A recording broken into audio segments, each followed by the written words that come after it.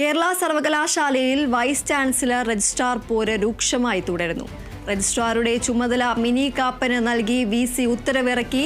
അതേസമയം VCക്കും ഗവർണർക്കുമെതിരെ പ്രതിഷേധം ശക്തമാക്കാൻ ഒരുങ്ങി SFIയും DYFIയും.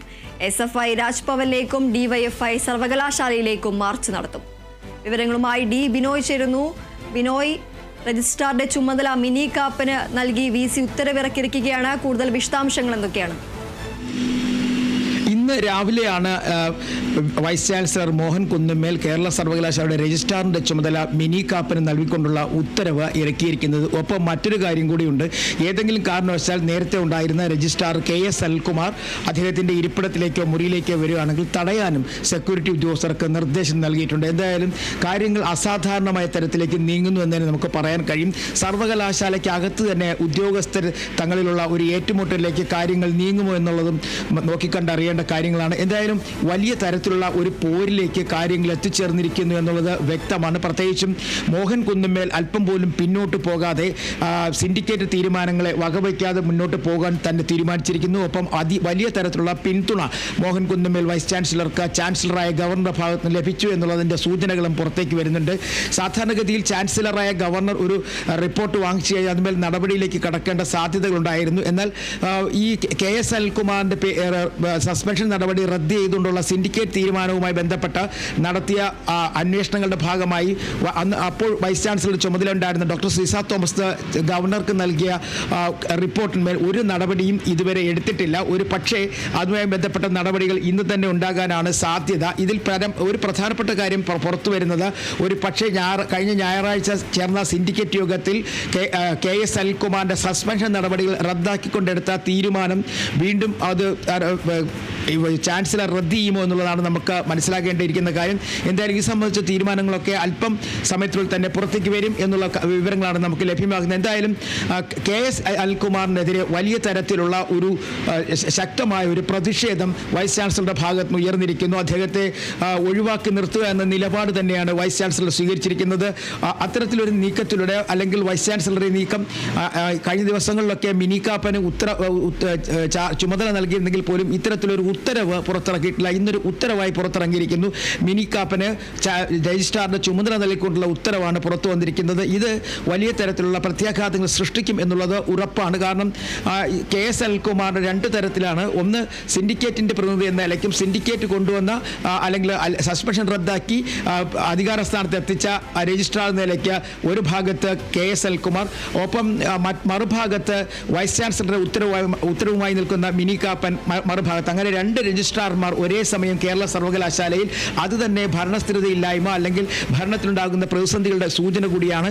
അങ്ങനെ ഈ രണ്ട് രജിസ്ട്രാർമാരിൽ ആരിന്ന് ഓഫീസിലെത്തും, ആര് ഭരണ ചുമതല ഏറ്റെടുക്കും എന്നുള്ള കാര്യങ്ങളിലൊക്കെ തന്നെ വലിയ തരത്തിലുള്ള സംശയമുണ്ട്. എന്തായാലും ഇന്ന് രാവിലെ KS അനിൽകുമാർ സർവകലാശാല ആസ്ഥാനത്തേക്ക് എത്തുമെന്ന് അദ്ദേഹവുമായി ബന്ധപ്പെട്ട ആളുകൾ പറഞ്ഞിരുന്നു. കാരണം അദ്ദേഹത്തിനെതിരെ സസ്പെൻഷൻ ഇല്ല. അദ്ദേഹം അനിശ്ചിതകാല അവധി ചോദിച്ചിട്ട് സസ്പെൻഷൻ ഉണ്ട് എന്ന പേരിൽ അദ്ദേഹത്തിന്റെ അവധി റദ്ദ് ചെയ്യുകയായിരുന്നു.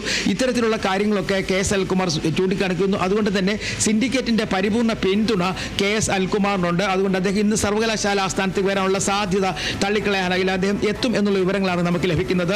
ഒപ്പം മിനി കാപ്പൻ 2 ദിവസം മുമ്പ് അവർക്ക് രജിസ്ട്രാറിന്റെ ചുമതല നൽകിയിരുന്നെങ്കിൽ പോലും ആ രജിസ്ട്രാറിന്റെ മുറിയിലെത്തുകയോ ചുമതല ഏറ്റെടുക്കാനോ കഴിഞ്ഞിരുന്നില്ല. വലിയ തരത്തിലുള്ള വിയോജിപ്പ് സർവകലാശാലയിലെ ജീവനക്കാരുടെ ഭാഗത്തു നിന്നും ഉണ്ടായിരുന്നു. ആ എതിർപ്പിനെ മറികടന്ന് മുന്നോട്ട് പോകാൻ കഴിയാത്ത ഒരു സാഹചര്യം കൂടി ഉണ്ടായിരുന്നു. ഇന്നതല്ല, പൂർണ്ണ തോതിൽ ഒരു ഉത്തരവ് തന്നെ, രജിസ്ട്രാറിന്റെ പൂർണ്ണ ചുമതല നൽകിക്കൊണ്ടുള്ള ഉത്തരവ് തന്നെ വൈസ് ചാൻസലർ പുറപ്പെടുവിച്ചിരിക്കുന്നു. ആ ഉത്തരവിന്റെ അടിസ്ഥാനത്തിൽ അവർക്കിന്ന് രജിസ്ട്രാറിന്റെ മുറിയിലേക്ക് പോകാൻ കഴിയും, രജിസ്ട്രാറിന്റെ കസേരയിൽ ഇരിക്കാൻ കഴിയും, ഭരണപരമായ കാര്യങ്ങളിൽ ഇടപെടാൻ കഴിയും. അതേസമയം KS അനിൽകുമാറിന്റെ കാര്യത്തിൽ ഇപ്പോഴും ഒരു സംശയം നീണ്ടു നിൽക്കുന്നു. എന്തായിരിക്കും അദ്ദേഹത്തിനെതിരെ ഇനി ഒരു നടപടി, അല്ലെങ്കിൽ എങ്ങനെയായിരിക്കും കാര്യങ്ങൾ മുന്നോട്ട് പോവുക എന്നുള്ളത്.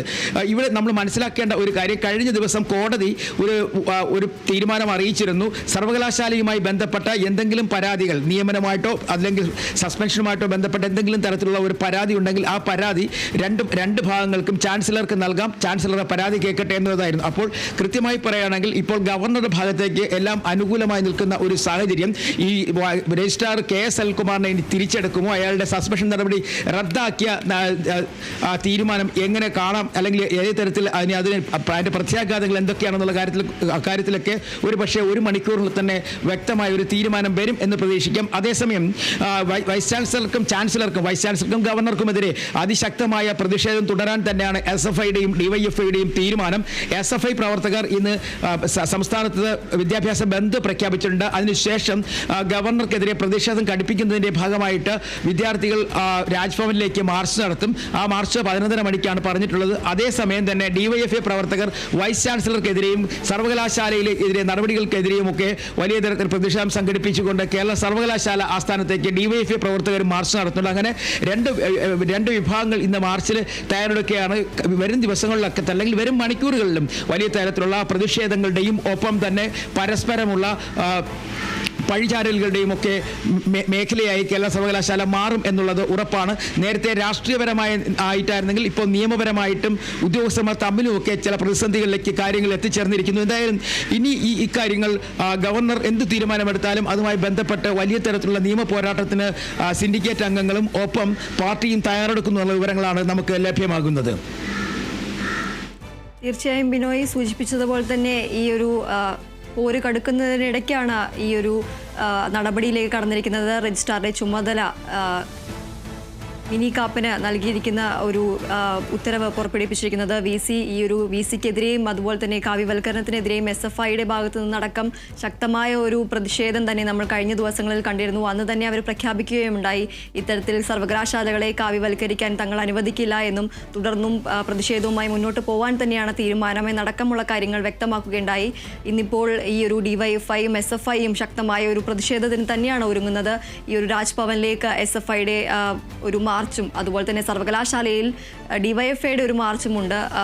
ഈ ഒരു സാഹചര്യത്തിൽ കൂടുതൽ മുന്നൊരുക്കങ്ങൾ അല്ലെങ്കിൽ ഈ ഒരു കാര്യത്തിലെ പ്രതിരോധിക്കാൻ വേണ്ടിയിട്ടുള്ള എല്ലാ കാര്യങ്ങളും അവിടെ സജ്ജമായിട്ടുണ്ടോ? അത് സംബന്ധിച്ച കൂടുതൽ വിശദാംശങ്ങൾ എന്തൊക്കെയാണ്? കേരള സർവകലാശാല ആസ്ഥാനം വലിയ സുരക്ഷയുടെ പിടിയിലാണ്. കേരള സർവകലാശാല ആസ്ഥാനത്തിന് വലിയ തരത്തിലുള്ള സുരക്ഷാ ക്രമീകരണങ്ങളാണ് ഏർപ്പെടുത്തിയിരിക്കുന്നത്. കാരണം ഇന്ന് വൈസ് ചാൻസലർ വരുന്ന ദിവസമാണ്. അദ്ദേഹത്തെ മോഹൻ കുന്നുമേലിനെ ആരെങ്കിലും തടയാൻ സാധ്യതയുണ്ടോ, അല്ലെങ്കിൽ അങ്ങനെ തടഞ്ഞാൽ അത് എങ്ങനെ നേരിടണം, ഇതൊക്കെ മനസ്സിലാക്കിക്കൊണ്ട് പോലീസിൻ്റെ ഒരു വലിയ സന്നാഹം തന്നെ സർവകലാശാല ആസ്ഥാനത്തുണ്ട്. ഒപ്പം കഴിഞ്ഞ ദിവസങ്ങളിലൊക്കെ തന്നെ SFI പ്രവർത്തകർ കേരള സർവകലാശാലയ്ക്ക് അകത്തേക്ക് എരച്ചു കയറി ഏകദേശം 2 മണിക്കൂർ സമയമാണ് ഒരു ഭരണസ്തംഭനം ഉണ്ടാക്കിയത്. അതുകൂടി കണക്കിലെടുത്തുകൊണ്ട് പുറത്തു നിന്നുള്ളവർക്ക് അകത്തേക്ക് പ്രവേശിക്കുന്നതിന് വരെ വലിയ തരത്തിലുള്ള നിയന്ത്രണങ്ങളുണ്ട്. ഉദ്യോഗസ്ഥരല്ലാതെ മറ്റാരെയും ഇന്ന് സർവകലാശാല ഓഫീസുകളിലേക്ക് കടത്തിവിടുന്നില്ല. പ്രത്യേകിച്ചും ഈ പ്രത്യേക സാഹചര്യം കൂടി നിലനിൽക്കുന്നത് കൊണ്ടാണ്.